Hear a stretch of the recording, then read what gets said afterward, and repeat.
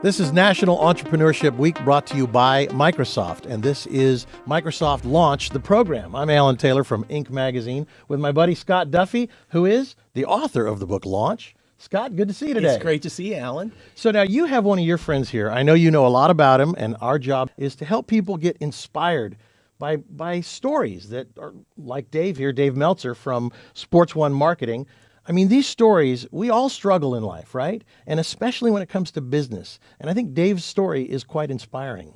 Well, I'll tell you, first of all, Dave, thank you so much for joining us today. My pleasure. And I'm so excited to have you here because Dave has been one of my longtime mentors and people I look up to because he's not only incredibly successful in his business, but he shares the bumps and bruises that he's had along the way and how those helped to shape him.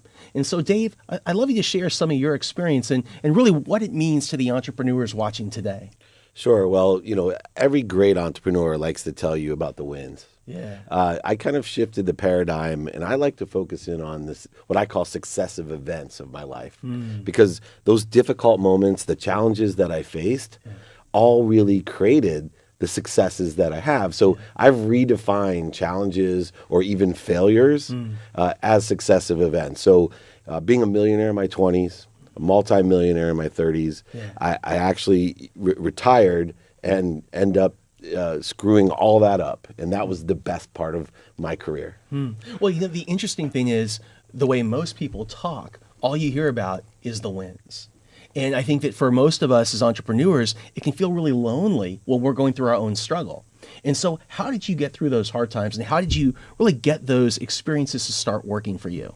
I really owe a debt of gratitude to my wife because as I retired and started believing my own BS, she told me that I wasn't the same person and she was preparing me for what was about to happen. She told me I wasn't paying attention and I should go back and codify the principles that I live by because she felt that if I could regain the gratitude, the empathy, the accountability, and the ability to effectively communicate, that very quickly I could put myself back onto the path. The interesting thing was she saw it before I lost everything.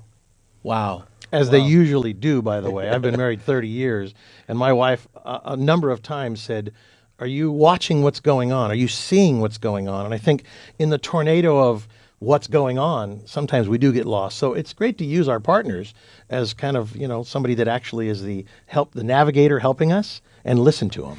I have to share a story. So last summer, I had the opportunity to watch Dave speak.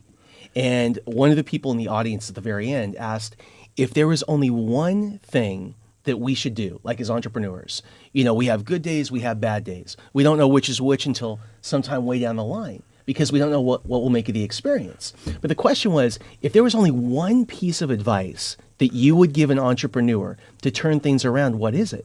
And Dave said, thank you. He said, come from a place of gratitude. Can you share what that means? Because it had a profound impact on my life. Yeah, it's very, very interesting that two simple words can change everything in your life. Yeah. And so what gratitude does in the two words of thank you is it changes your perspective of the past. This idea of successive events comes from the idea that, oh, thank goodness that happened to me. Right. But for that happening, I wouldn't be here in the present. Yeah. Now, gratitude takes another step. By being thankful of the present, what we do is we start imagining the future in a much more positive way, which by taking the appropriate actions, allows us to manifest that probability right into our reality. So gratitude is the key to success. So one of the ways that I applied what you taught me was this. I set an alarm on my phone. And here's what I do. At 8 o'clock in the morning and at 8 o'clock at night, that alarm rings. And I call my wife. I set the same alarm on my wife's phone. And what we do is we make sure every day, no matter where we are, to talk to each other at those two times and say two words, thank you. And what happens is it doesn't matter what's going on around you that day. What you do is you focus on what you have versus what you lack. And can you talk to me about how that relates to gratitude and everything that you teach? And I want to hear your story, too, before you get out of here. Yeah. Absolutely. So I actually built an app called the Meltzer Mission, which is available on my Microsoft device. But it reminds you to say thank you before you go to bed and when you wake up. That way, you're programming your mind to be grateful in your subconscious, as well as reminding yourself to be consciously grateful for everything that happens. And it's so powerful. So to share my story and how gratitude affects is I grew up broke.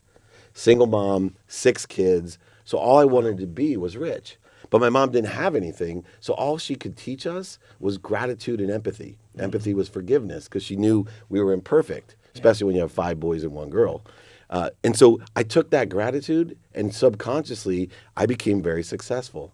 I still combined it with hard work, tried my best. In fact, I had a philosophy that I could outwork anybody.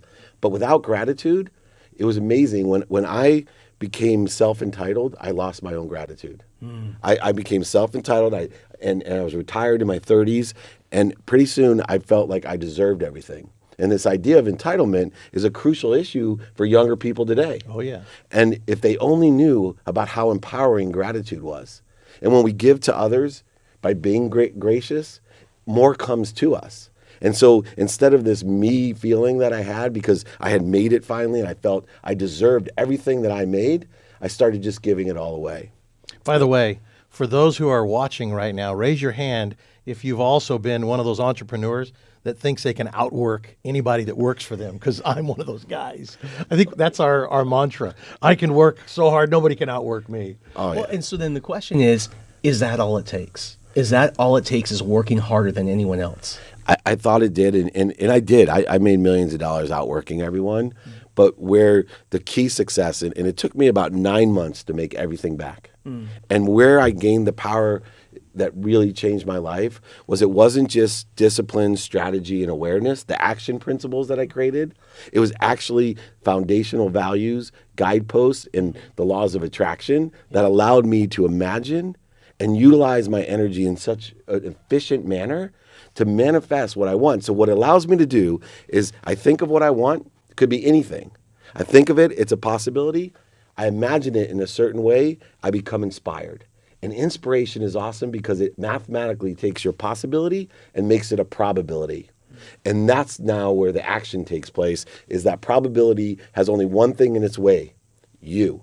So you need to take action to make your probability your reality or your perspective. I love this because ultimately you use virtues and values and systems and processes, honor and dignity, and these are principles that were given by God, which is really great, and you just started to apply them. I love that, man. Thank you. So it's amazing that you went through all that you went through and you were able to reboot and turn things around in 9 months. The question is, sometimes we wake up in the morning as entrepreneurs. Actually, you taught me something. You taught me that sometimes when things are tough, the purpose of today is to get to tomorrow and to focus on those short-term goals.